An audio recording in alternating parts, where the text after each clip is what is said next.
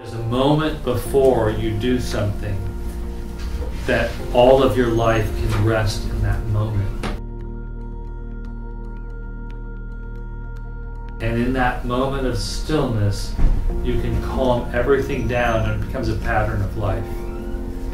So the moment before you walk out the door, you stop. Just the moment before you call someone, you just stop.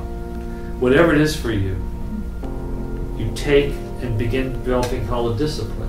That's something you do regularly, right? So the discipline isn't God's going to love me more because I stop.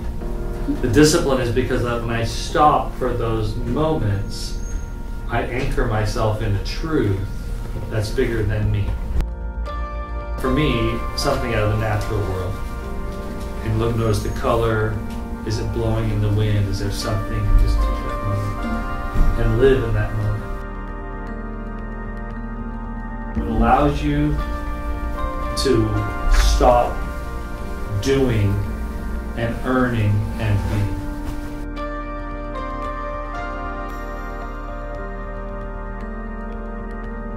Sometimes when you leave this environment, it's hard to find it again.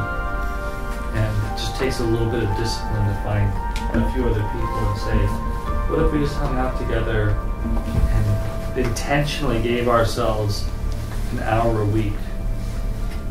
Turn off our cell phones, turn off our social media, turn off the TV, and have a conversation. If you can remember the space that we have here, try to find ways of creating this space for yourself and for others so that you can continue to have enough space to ask questions. Unless a grain falls and is buried, it can't grow.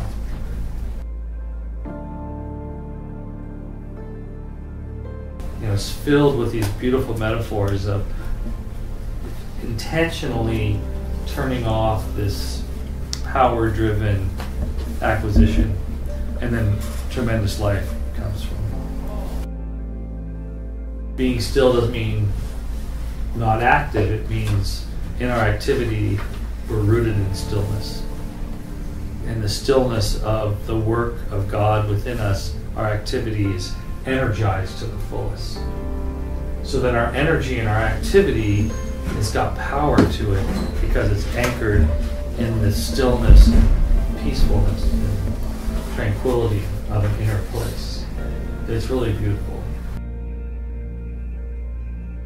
When I was your age, I had no idea what any of this was. It took me decades to figure this out. So, it's not easy. It's very challenging. But it makes a difference. It makes a difference to try to find a way to quit grasping, right? And kind of undo that. Turn upside down the world. Jesus says it all the time. Turn upside down. The first will be last. Doesn't make any sense, does it? The first will be last. You have to die to live.